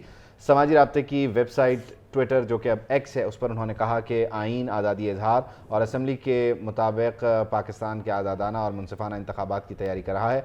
इस मौके पर हम इक़्तिसादी खुशहाली के लिए अपने मुश्तरका अज़म को आगे बढ़ाते रहेंगे। अमरीकी वज़ीर ख़ारजा ब्लिंकन की मुबारकबाद पर निगरान वज़ीर आज़म ने कहा कि अबूरी हुकूमत आज़ादाना और मुनसिफाना इंतखाबी अमल के लिए पूरी तनदही से काम करेगी। तो अमरीका ने भी कहा है कि ये हुकूमत आई है, हम इसके साथ काम करेंगे। चीन ने भी खुशामदीद कहा है। तो बहरहाल ये जो सारी सूरत हाल है इसमें गो कि ये बड़ा एक लिमिटेड टेन्योर होगा, लेकिन जो सारे मामलात हैं उनको चलाना बड़ा इंपॉर्टेंट है, और जो ख़जाना है उसको संभालना इस हुकूमत के लिए एक बड़ा चैलेंज होगा, जिसके लिए डॉक्टर शमशाद साहिबा को लाया गया है जो कि पहले भी निगरान वज़ीर रह चुकी हैं और गवर्नर स्टेट बैंक भी रही हैं। आदिल साहब हमें वीडियो लिंक पर ज्वाइन करें इस्लामाबाद से, ज़रा उनको शामिल गुफ्तगू करते हैं। आदिल साहब, आपकी राय ये है कि इलेक्शन वक्त पर होंगे? राजा रियाज कह रहे हैं कि बड़े कहते हैं इलेक्शन नहीं होंगे। अभी कुछ देर पहले गुलाम मुर्तज़ा साहब कह रहे थे कि इलेक्शन वक्त पर नहीं हो रहे। तो फिर मैं किसकी बात मानूं, किसके साथ जाऊं? काबीना देखकर तो ये लगता है कि right man for the right job का मतलब है कि पार्टी लंबी है। नहीं देखिए, मैं तो ये तो क्या सराहियाँ बड़े अरसे से चली आ रही थी कि जो निगरान सेटअप है वो तवील मुद्दत का होगा, और इसीलिए जो है वो CCI ने जो है मरदमशुमारी का मामला उठाया, और कानून के तहत, आइन के तहत मरदमशुमारी के बाद ही इंतखाब जो है वो मुमकिन हो सकेंगे। लेकिन जो गुज़श्ता रोज़ जो चीफ जस्टिस और चीफ इलेक्शन कमिश्नर के दरमियान मुलाकात हुई, और जो अब तक इलेक्शन कमीशन के मुख्तलिफ इजलास हो चुके हैं, उसमें असल मसला ये है कि कानूनी जो CCI के फ़ैसले की रोशनी में जो हल्का बंदियाँ होनी है उसके नतीजे में आर्टिकल 224 की जो खिलाफ वर्जी हो रही है उसको कैसे जो है वो निपटा जाए, तो इस पर भी कानूनी मुशावरत चल रही है। अब इसमें जो आज जो चीफ जस्टिस की और जो चीफ इलेक्शन कमिश्नर की मुलाकात है उसमें एक कुछ क्या सराहियाँ हमें मुमकिन है कि जो कल मुलाकात जो हुई थी, आज चूँकि ये मुलाकात उस सूरत में हुई थी जब DG जो लॉ है इलेक्शन कमीशन के, उन्होंने एक केस की समाअत के दौरान जो है वो कंधे झुका कर कहा था कि उन्हें नहीं आइडिया कि इलेक्शन कब होंगे। तो उसके बाद फिर ये सारा सिलसिला हुआ है और चीफ जस्टिस और चीफ इलेक्शन कमिश्नर की गुज़श्ता रोज़ मुलाकात हुई थी, जिसकी खबरें आज सामने आई हैं। लेकिन ये चूँकि आपको देख रहे हैं कि तसलसल के साथ जो है वो इलेक्शन कमीशन में इजलास हो रहे हैं, और उसमें ये सिर्फ कानूनी नहीं। आदिल साहब, अब आप उस मुलाकात की तरफ चले गए हैं, चलेंगे केयर टेकर्स के साथ ही मामला है। मुझे ज़रा ये बताएं कि सारी सूरत हाल में किसने किसको कन्विंस किया, यानी आर्टिकल 224 जो है उस पर अमल जो है वो लाजिम करार दिया गया, या 51 जहाँ पे ये लिखा हुआ है कि नए कंसेंसस के बाद, नए सेंसस के बाद कंसेशंस के साथ नया इलेक्शन होना चाहिए, कौन किस पे भारी नजर है ये तो बताएं। जी वो बिल्कुल देखें, जो भी सूरत हाल है उसमें आइन ही भारी होगा यकीनी तौर पर, और आइन के तहत असल जो मसला है जिसमें जो चीफ जस्टिस और चीफ इलेक्शन कमिश्नर के दरमियान जो मुलाकात थी उसमें भी मामला आया, और जो इलेक्शन कमीशन का इजलास चल रहा था उसमें भी ये मामला आया कि जो नई हल्का बंदियाँ होनी हैं CCI की जो नई मरदमशुमारी है उसके नतीजे में, चूंकि असम्बली मौजूद नहीं है, जो असम्बली थी उसके पास इतनी अक्सरियत नहीं थी कि जो सूबों के अंदर हल्के कम या ज्यादा हो सकते, जो भी अगर नई मरदमशुमारी है ना, वो 2017 में दोहराया गया, उसी को एक्सरसाइज किया जाएगा। डीलिमिटेशन का जो प्रोसेस है उसमें यही इतनी ही तादाद होगी, अगर डीलिमिटेशन हुई इतनी ही तादाद होगी हलकों की, लेकिन सिर्फ इलाकों में रद्द-बदल होगा। और उसके बाद जो एक कानूनी जंग छेड़नी है उसको भी मद्देनजर रख के जो है ये सारी कानूनी मुशावरत हो रही है। तो कभी इम्कान ये भी हो सकता है, ये मैं यानी कि जो इस मुशावरत में बहुत सारी, यानी कि दोनों साइडों पे, चाहे सुप्रीम कोर्ट में मुशावरत हो या वो इलेक्शन कमीशन में जो कानूनी मुशावरत चल रही है, तो मुमकिन तौर पर अगर पुरानी हल्का बंदियों पर ही इलेक्शन कराने का फैसला किया गया तो ये मामला सुप्रीम कोर्ट में जाएगा और उसकी बुनियाद पर जो है फैसला होगा कि इलेक्शन कब होने हैं। आदिल साहब, मामला नई मरदमशुमारी का या पुरानी मरदमशुमारी का मामला जाएगा सुप्रीम कोर्ट में ही। जी, इसीलिए सुप्रीम कोर्ट बार ने जो है वो एक पटिशन दायर की है और उसमें यही मौक़िफ़ उठाया है कि अगर CCI का फैसला माना गया तो जो है वो इलेक्शन आर्टिकल 244 की जो है 224 की जो है वो खिलाफ वर्जी होगी। तो इस बुनियाद पर अब बॉल जो है वो बेसिकली है तो इलेक्शन कमीशन के हाथ में कि वो पुरानी मरदमशुमारी पे फैसला इलेक्शन कराना चाहेगा या नई मरदमशुमारी पे इलेक्शन करवाएगा। दोनों सूरतों में उसने जो है वो इसकी जो सुप्रीम कोर्ट से ही जो है वो लेनी है राय, जिसकी बुनियाद पर हमें नजर आएगा। आप ऐसा क्यों लग रहा है कि आज आपको देखते हैं तो उसमें आप साथ ही रहिए। इस वक्त एक ताज़ा तरीन खबर आपके साथ शेयर करते हैं। इलेक्शन कमीशन ऑफ पाकिस्तान के इजलास में पता चल रहा है कि आम इंतखाबात 90 दिन में नहीं हो सकते। तो 3 इजलास इससे पहले हुए जो कि बेनतीजा खत्म हुए, लेकिन अभी इलेक्शन कमीशन की जानिब से ये अहम और बड़ी खबर सामने आ रही है कि 90 रोज में इंतखाबात होते नजर नहीं आ रहे हैं। अब देखना यह है कि इंतखाबात कब होते हैं, क्योंकि इससे पहले जब नई मरदमशुमारी के तहत इंतखाबात होने का फैसला हुआ था तो हल्का बंदियां होनी थी और उसमें तो टाइम जो है वो रिक्वायर्ड था और ये कहा जा रहा था कि इंतखाबात 90 दिन में होते नजर नहीं आ रहे। लेकिन जिस तरह से अभी आदिल बात कर रहे थे कि बॉल जो थी वो इलेक्शन कमीशन की कोर्ट में थी और अब उनकी जानिब से कहा गया है कि 90 रोज में इलेक्शन होते नजर नहीं आ रहे, नहीं हो सकते। वो इसलिए नहीं हो सकते कि आर्टिकल 51 जो है वो इलेक्शन कमीशन ऑफ पाकिस्तान को पाबंद करता है कि जब CCI से, काउंसिल ऑफ कॉमन इंटरेस्ट से नई मरदमशुमारी नोटिफाई हो जाए तो फिर वो नई मरदमशुमारी के तहत हल्का बंदियां करेगा या कम से कम जो डिलिमिटेशन है उस पर काम करेगा, जिसके लिए उन्हें कम से कम इलेक्शन कमीशन ऑफ पाकिस्तान को तकरीबन 4 महीने का वक्त दरकार है, ये कहा जाता है इलेक्शन कमीशन की तरफ से, क्योंकि इसमें पहले वो डिलिमिटेशन करेंगे, फिर उस पर जो एतराज़ात आएंगे उनको सुनकर इसको बाकायदा तौर पर नोटिफाई किया जाएगा। जबकि आइन का आर्टिकल 224 ये कहता है कि इलेक्शन 90 रोज के अंदर अंदर होंगे। तो आइन के आर्टिकल 224 से पहले 51 का जो मामला है उसके तहत नई हल्का बंदियां जो होंगी या डिलिमिटेशन होगी, उसकी वजह से अब इलेक्शन 90 रोज में नहीं हो सकते। तो यानी सादा अल्फाज में राना सनाउल्लाह साहब की जो बात थी कि इलेक्शन का साल नहीं है, या फिर उससे बढ़कर राजा रियाज साहब दी ऑपोजिशन लीडर ऑफ पाकिस्तान ने ये कहा कि बड़ों का फैसला है कि इलेक्शन नहीं होते इस साल, पता ये चल रहा है कि इलेक्शन नहीं होते। और फिर इसको कल की मुलाकात के साथ भी आप कनेक्ट कर लें तो पता ये चल रहा है कि आर्टिकल 51 जो है वो आर्टिकल 224 पर सबकत ले गया। उसने बता दिया कि जनाब जो नई मरदमशुमारी है उसके बाद अब हल्का बंदियां होंगी या डिलिमिटेशन होगी, लेकिन बहरहाल 224 के 90 दिन वाली कदगन जो है मुझे नहीं मान सकते। बिल्कुल ऐसे ही उबैद, और आज बहुत से सवालों के जवाब मिल रहे हैं, खासा इंपॉर्टेंट डे है। शबिया नकवी हमारे साथ मौजूद हैं। शबिया बताएगा, बाकायदा तौर पर इलेक्शन कमीशन की जानिब से कह दिया गया है कि 90 रोज में अब इलेक्शन नहीं हो रहे? जी बिल्कुल, हमने आज जो चौथे दिन इजलास हुआ था इलेक्शन कमीशन का, हमने यही बताया था कि ये इजलास जो है फैसला कुन होगा और इसमें यही इम्कान जाहिर किया गया था कि हतमी जो फैसला है वो सामने आएगा हल्का बंदियों के हवाले से। और अब जो है वो फैसला सामने आ चुका है कि इलेक्शन कमीशन का डिजिटल मरदमशुमारी की सरकारी इशाअत के मिजाज के मुताबिक नई हल्का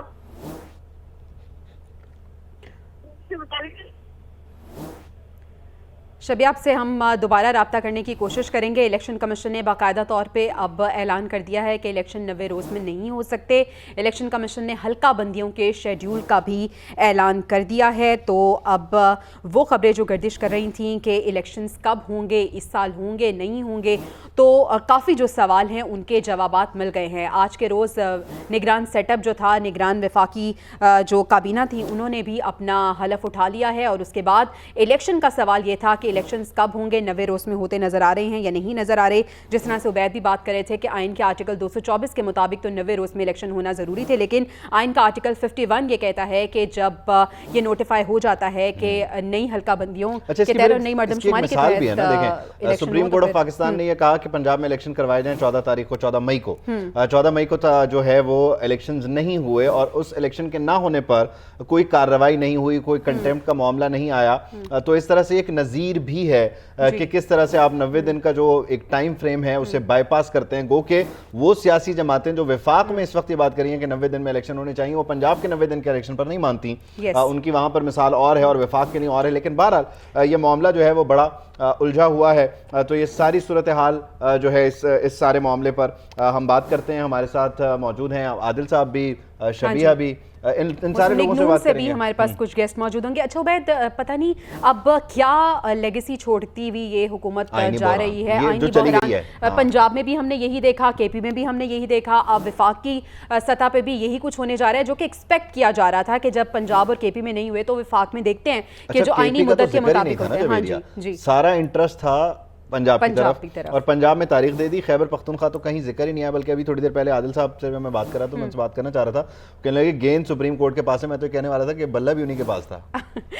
उबैद आप ऐसी बातें ना ही करें तो वैसे, लेकिन बहरहाल अब तो खैर अब ये है कि अब देखना ये है कि फिर अब कब होते हैं इलेक्शन और हल्का बंदियों के हवाले से क्या नोटिफिकेशन आता है, क्या प्रोसीजर होगा जिसको फॉलो किया जाएगा।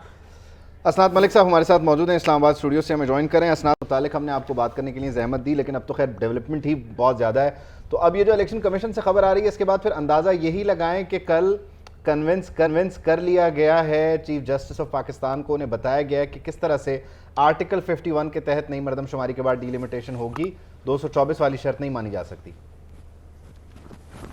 जी मेरा ख्याल है कि इस तरह जो है वो इनफॉर्मली मीटिंग हो भी जाए तो ये आप नहीं कह सकते कि जो है वो chief justice Umar Ata Bandial convince हो गए।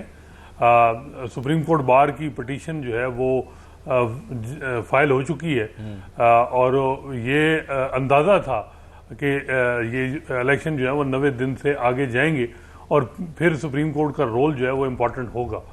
मुलाकात इसमें कोई शक नहीं कि 2 घंटे जारी रही, लेकिन यह है कि इस मौजूदा हुकूमत, इलेक्शन कमीशन, केयर टेकर, जो भी इनका अगला प्लान है वो ये है कि जो ये अगले 25-15-20 दिन हैं, महीना जो मौजूदा चीफ जस्टिस का, ये जो है वो गुजारा जाए और अगले चीफ जस्टिस जो हैं काजी फाइसा, उनके टिनोर में, ताकि ये सारे मामलात जाएँ कि इलेक्शन जो है वो 90 दिन के अंदर होना है या जो वो डिले होना है। वैसे इलेक्शन कमीशन के पास टाइम था डेट का, वो डेट सितंबर के तीसरे हफ्ते में भी दे सकते थे। उनके 90 दिन का जो इंतखाब होना था उसमें 52 दिन का प्रोसेस होता है इलेक्शन का प्रोसेस, नॉमिनेशन पेपर से लेके पोलिंग डे तक।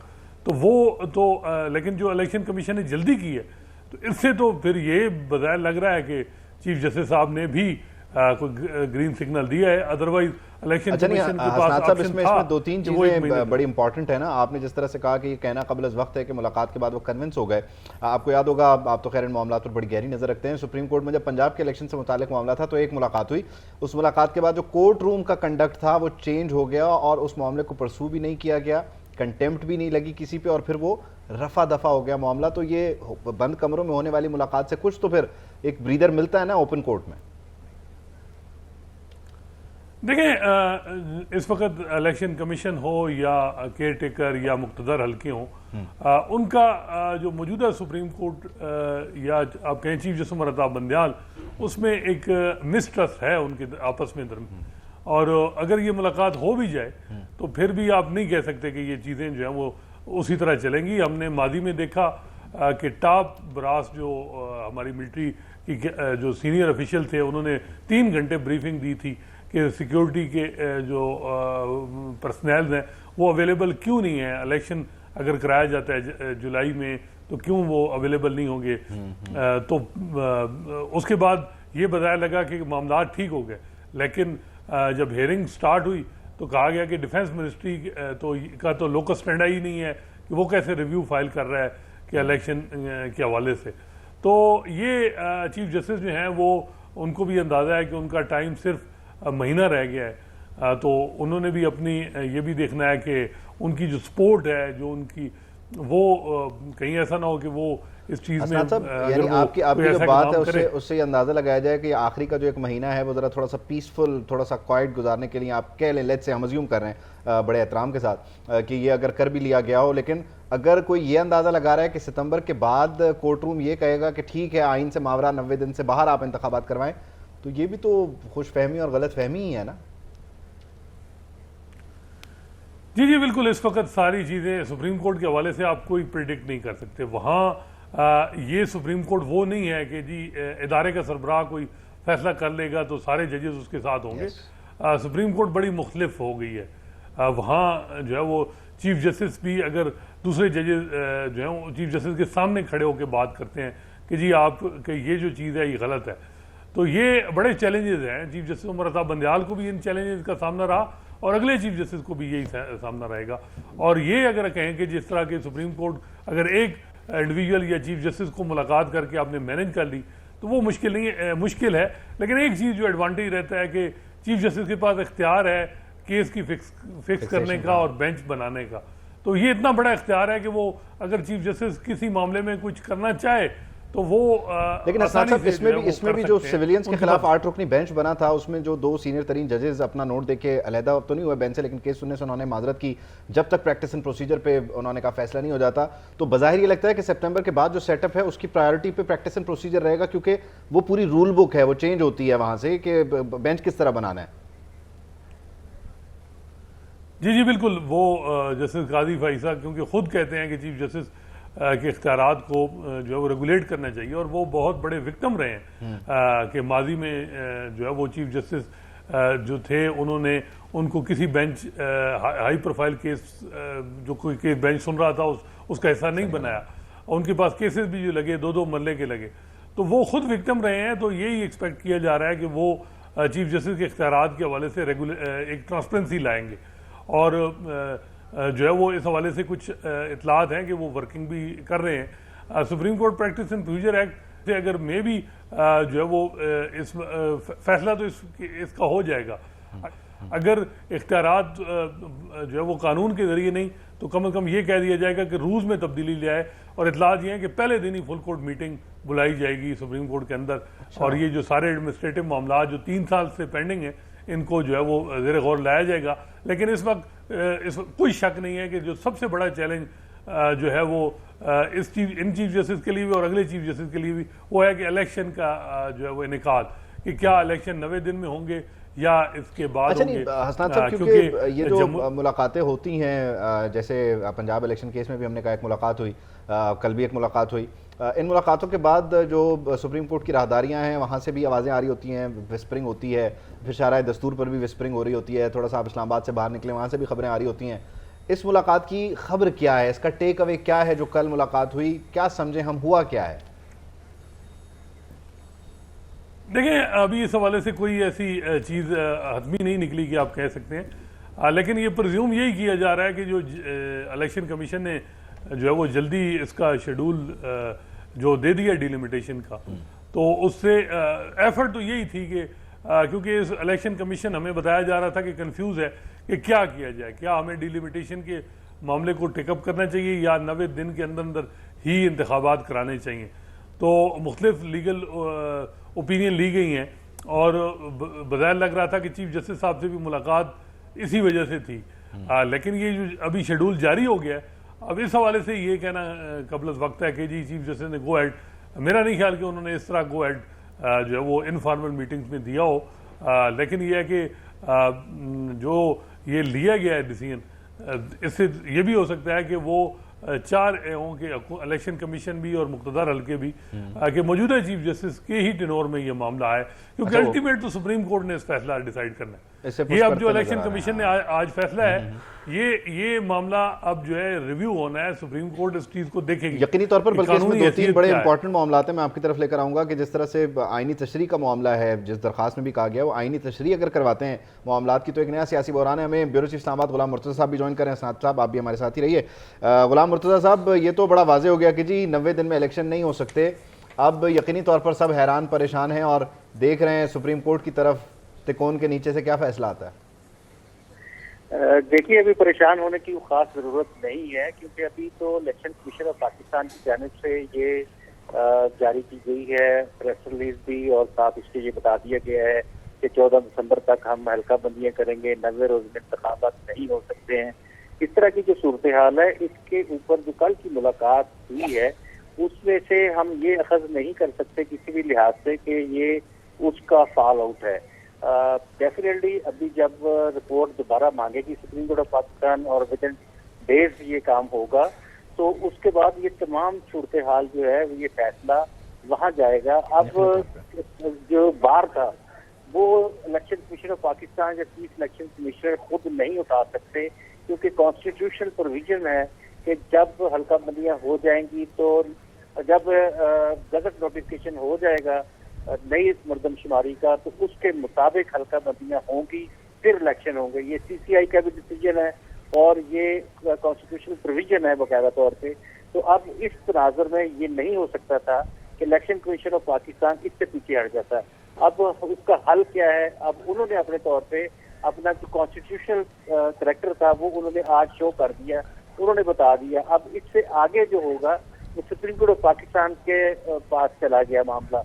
अब वो इसकी रिपोर्ट पिछला रोज भी तलब की थी, दोबारा तलब करेंगे तो बता देंगे कि ये नोटिफाई किया है। उसको इलेक्शन कमीशन ऑफ पाकिस्तान की इस डिसीजन को, यानी वही जो अभी हम बात कर रहे हैं कि ये मामला जो है वो आईनी तशरीह की तरफ जाएगा और ये सुप्रीम कोर्ट ही की तरफ होगा।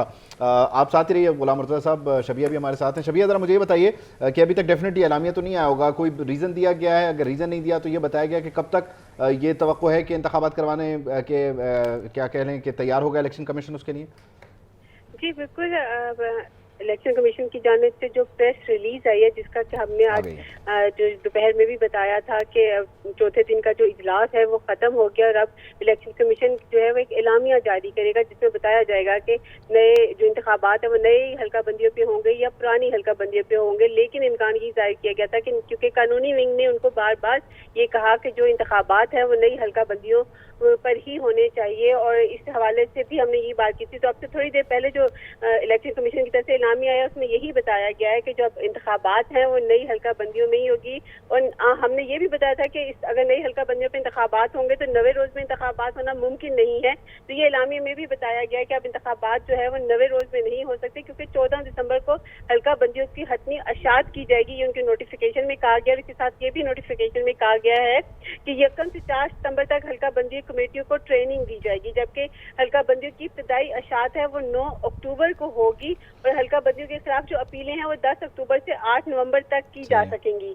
और ऐसे ही इलेक्शन कमीशन का ये भी कहना है कि इलेक्शन कमीशन 10 नवंबर से 9 दिसंबर तक शिकायत पर समाअत करेगा। तो पूरा एक प्रोग्राम जो है वो इलेक्शन कमीशन की जानिब से दिया गया। ये नतीजा है उन 4 इजलासों का जो होते रहे लेकिन किसी नतीजे के बगैर खत्म होते रहे। लेकिन जब भी कानूनी विंग ने उनको ब्रीफ किया तो आईनी और कानूनी नुकात को बड़ी तफसील से उस पर बातचीत की गई, क्योंकि इलेक्शन कमीशन के सामने ये भी था कि इन हालात में न सिर्फ इलेक्शन साफ व शफाफ करवाना एक बहुत बड़ा चैलेंज था, बल्कि हर वोटर को उसके वोट का हक भी दिया जाना चाहिए। तो इस तरह कानूनी विंग ने बार बार उनको ये कहा कि इलेक्शन जो है वो नई हल्का बंदियों के हवाले से ही किए जाएं।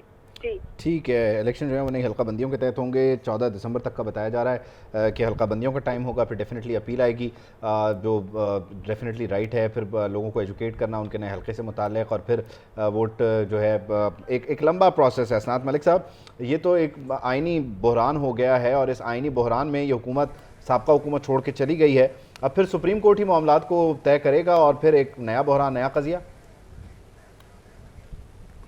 देखें, आईनी बुरान तो इस तरह नहीं है। ये सबके सामने ये बात थी कि जब 5 अगस्त को सीसीआई ने डिसीजन और डिजिटल जो सेंसस थे उसको नोटिफाई किया।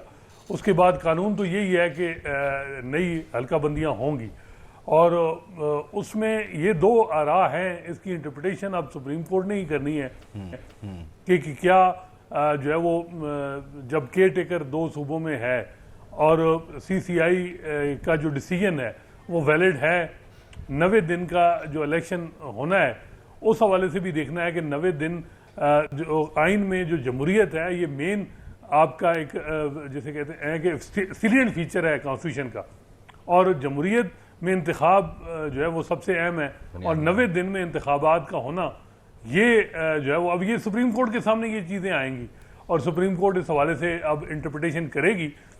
मेरा ख्याल है कि ये बेहतर होता है कि इलेक्शन कमीशन इस हवाले से सियासी जो जमातें हैं उनसे भी मुशावरत कर लेती, सबको बुला के जो है वो डिसीजन ले लिया जाता तो ज़्यादा उसका एक वजन था।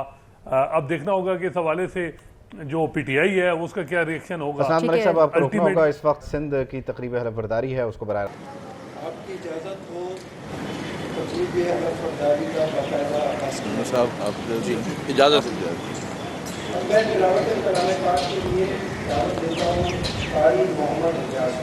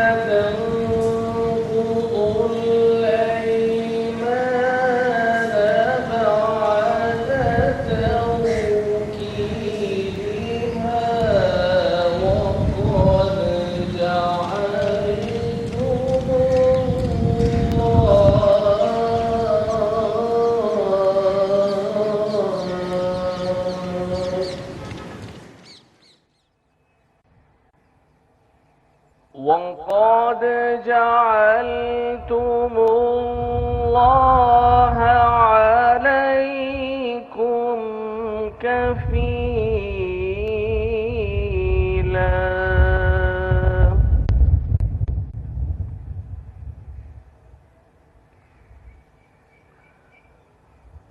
ولا تنقضوا الأيمان بعد توكيدها وقد جعلتم الله عليكم كفيلا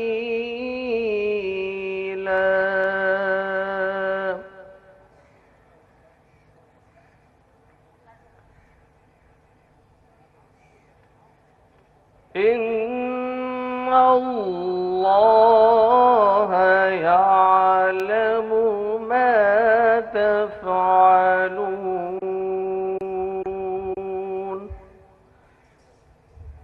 तर्जुमा, अल्लाह के नाम से शुरू जो बड़ा मेहरबान निहायत रहम करने वाला है। और जब तुमने कोई मुआहिदा किया हो तो अल्लाह रब्बुल इज़्ज़त से किए हुए अहद को पूरा करो और को करने के बाद उन्हें न तोड़ो, हालांकि तुम अपने ऊपर अल्लाह रब्बुल इज़्ज़त को गवाह बना चुके हो। जो कुछ करते हो यकीनन अल्लाह रब्बुल इज़्ज़त उसे जानता है। वमा इल्लल बलागुल मुबीन।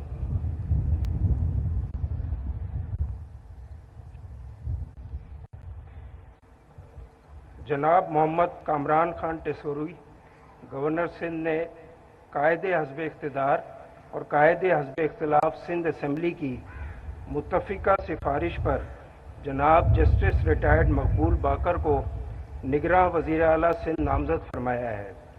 लिहाजा मैं जनाब गवर्नर सिंध से इस्तदा करता हूँ कि वो जस्टिस रिटायर्ड मकबूल बाकर से वज़ीर आला सिंध हल्फ़ वफादारी लें।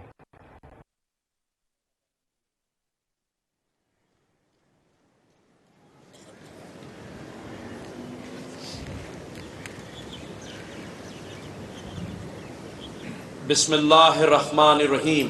बिस्मिल्लाहिर्रहमानिर्रहीम। मैं जस्टिस मकबूल बाकर सद के दिल से हल्फ उठाता हूँ कि मैं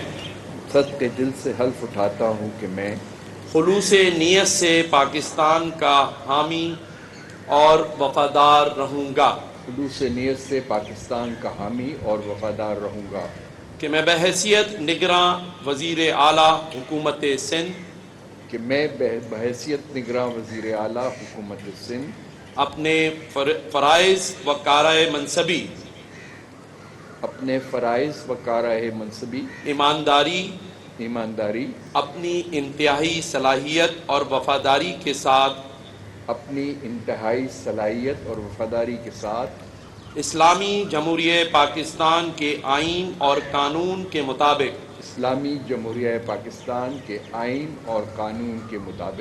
और हमेशा पाकिस्तान की खुद मुख्तारी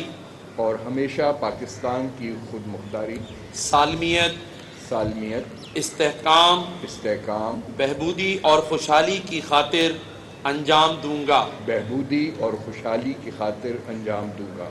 कि मैं इस्लामी नज़रिए को जो तख्लीक़ पाकिस्तान की बुनियाद है बरकरार रखने के लिए कोशां रहूँगा। कि मैं अपने ज़ाती मफाद को अपने सरकारी काम या अपने सरकारी फैसलों पर असरअंदाज नहीं होने दूंगा। कि मैं इस्लामी जमहूरियत पाकिस्तान के आइन को बरकरार रखूँगा और इसका तहफ़्फ़ुज़ और दिफ़ा करूँगा। कि मैं हर हाल में हर किस्म के लोगों के साथ बिला खौफ और रियायत और बिला रुग़बत व अनाद कानून के मुताबिक इंसाफ करूँगा। और ये कि मैं बहैसियत निगरां वज़ीर आला हुकूमत सिंध ऐसे मामलात का जो मेरे इल्म में आए गे या ज़ेरे गौर लाए जाएंगे ना तो बराह रास्त ना किसी की तवस्सुस से इजहार करूँगा और ना ही किसी शख्स को बताऊँगा माँ सिवाय ऐसे मामलात के जिनका इजहार बहैसियत निगरां वज़ीर आला हुकूमत सिंध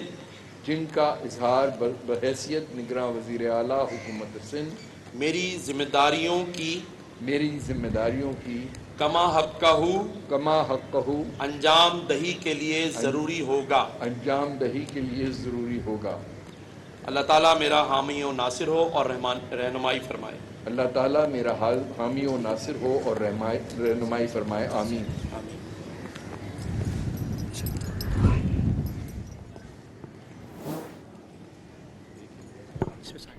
गवर्नर सिंध कामरान टेसोरी ने ओहदे का हलफ ले लिया है। जस्टिस रिटायर्ड मकबूल बाकर ने निगरान वज़ीर आला सिंध का बाकायदा तौर पे हलफ उठा लिया है। ये तकरीब हल्फ बरदारी जो कि 2 दिन से पेंडिंग थी, आज बिलाखिर ये तकरीब हो गई है और गवर्नर सिंध कामरान टेसोरी ने ओहदे का हलफ लिया है। जस्टिस रिटायर्ड मकबूल बाकर जिन्होंने निगरान वज़ीर आला सिंध का उन्होंने ओहदे का हलफ लिया है। और अब हम यही कहेंगे कि साबिक जो वज़ीर आला सिंध थे मुराद अली शाह, वो भी इस मौके पर मौजूद थे।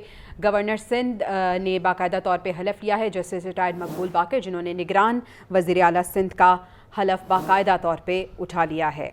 निगरान वज़ीर आला जो हैं वो ऑफ़िस तक पहुंच चुके हैं, जबकि साबिक़ वज़ीर आला जो हैं वो अब अपने घर रवाना होंगे। नोटिफिकेशंस भी अब से कुछ देर बाद हो जाएंगे। लेकिन बहरहाल दिलचस्प मरहला ये रहा कि नाम जो है वो तय पा गया था, लेकिन हलफ बर्दारी की तकरीब नहीं हो पा रही थी क्योंकि गवर्नर साहब इस्लामाबाद में मसरूफ़ थे निगरान वज़ीर आज़म के साथ। और अब बिलाखिर जो जस्टिस रिटायर्ड मकबूल बाकर साहब हैं उन्होंने अपने ओहदे का हलफ उठा लिया है। अब यहाँ से आगे मरहला काबीना का शुरू हो जाएगा। तो आज ही के दिन ये 2-3 बड़ी ख़बरें हैं जो कि एक दूसरे के साथ कनेक्ट करती हैं, रिलेट करती हैं कि वफाकी दारुल हुकूमत में भी जो वफाकी काबीना है निगरान, उसने अपने ओहदे का हलफ उठा लिया। इलेक्शन 90 दिन में नहीं हो सकते। दूसरी तरफ सिंध में भी निगरान सेटअप आ गया और बलूचिस्तान में निगरान सेटअप पर मुशावरत हो रही है। जी हाँ, रेहान हाशमी हमारे साथ मौजूद हैं, उनसे हम जान लेते हैं।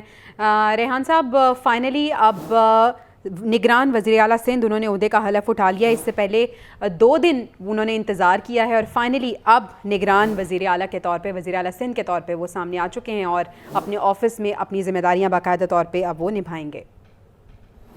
जी हाँ, बिल्कुल। जस्टिस रिटायर्ड मकबूल बाकर ने बतौर 8वें निगरान वज़ीर आला ओहदे का हलफ उठा लिया है। सिंध में क्योंकि आपको पता है कि मसाइल बहुत ज़्यादा हैं, खुसूसन कराची में, और निगरान वज़ीर आला के लिए एक बड़ा चैलेंज होगा कराची के शहरियों, सिंध के शहरियों के मसाइल हल करने में। एक मसाइल का अंबार है, वो तो अपने साथ साथ करना पड़ेगा। लेकिन अभी तक जो निगरान वज़रा के नाम सामने नहीं आ रहे हैं। कहा जा रहा है कि मुख्तलिफ जो जमातें हैं उनकी जो करीबी लोग हैं उनको लोगों को इसमें लिया जाएगा, लेकिन ज़्यादातर टेक्नोक्रेट और ब्यूरोक्रेट को अपनी इसमें सूबाई वजीर बनाया जाएगा। काबीना सामने आ जाएगी। लेकिन बहरहाल जो मसाइल हैं उन मसाइल का हल तो जो बाकायदा हुकूमतें होती हैं उनका काम होता है। निगरान हुकूमत का जो मैंडेट है वो तो सिर्फ ये है कि वो इलेक्शन करवा दें। कराची की बात आती है तो वैसे ऐसा लगता है एक आग का दरिया है और डूब के जाना है, कोई भी सामने आ जाए। चलिए हम ब्रेक के बाद वापस आते हैं।